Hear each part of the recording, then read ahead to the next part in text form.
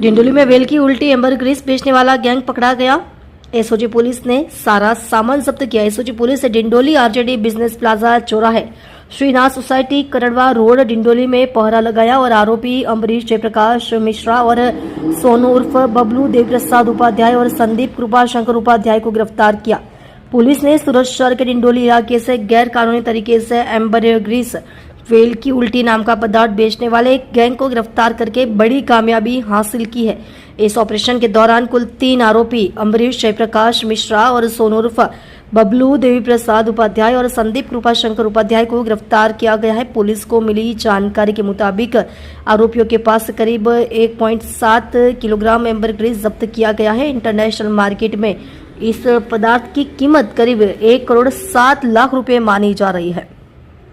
सूरत के मार्केट में ऊंचे दाम पर बेचने के लिए लाया गया एम्बरग्रीस का इस्तेमाल मुख्य रूप से महंगे परफ्यूम बनाने में होता है, जिसकी वजह से इसकी डिमांड बहुत ज्यादा है। जांच में पता चला है कि आरोपी यह एम्बरग्रीस भरूच जिले के एक मछुआरे से लाए थे। इसके बाद वे इसे सूरत के मार्केट में ऊंचे दाम पर बेचने के इरादे से ग्राहकों की तलाश कर रहे थे। पुलिस को मिली खुफिया जानकारी के आधार पर छापेमारी करके गैंग का भंडाफोड़ किया गया है। इस मामले में और कौन कौन शामिल है, अधिकारी ने बताया है कि वाइल्ड लाइफ प्रोटेक्शन एक्ट के तहत एम्बरग्रीस की बिक्री पूरी तरह से बैन है, क्योंकि यह दुर्लभ व्हेल मछली से जुड़ा है।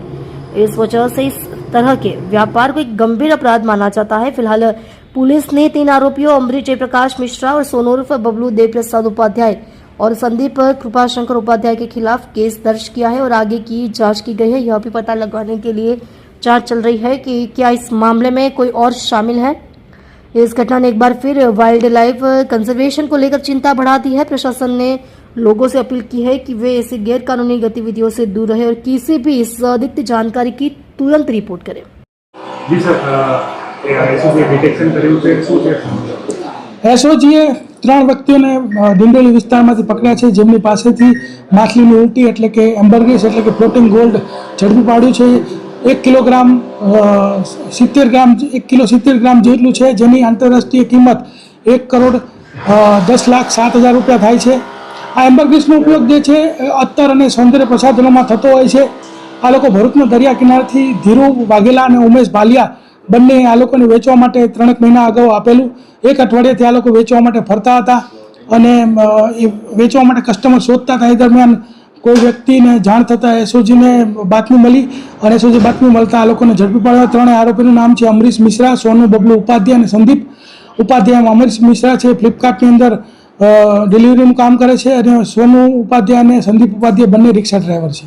સર, આરોપી વિરુદ્ધમાં કોઈ ક્રિમિનલ હિસ્ટ્રી છે ખરી? અત્યાર સુધીમાં એવો કોઈ ક્રિમિનલ હિસ્ટ્રી જણાવેલ નથી। આ લોકોને લોભ લાલચમાં આ લોકો ફરતા હતા પૈસા મેળવવા માટે અને એ લોકો પકડાઈ ગયા છે।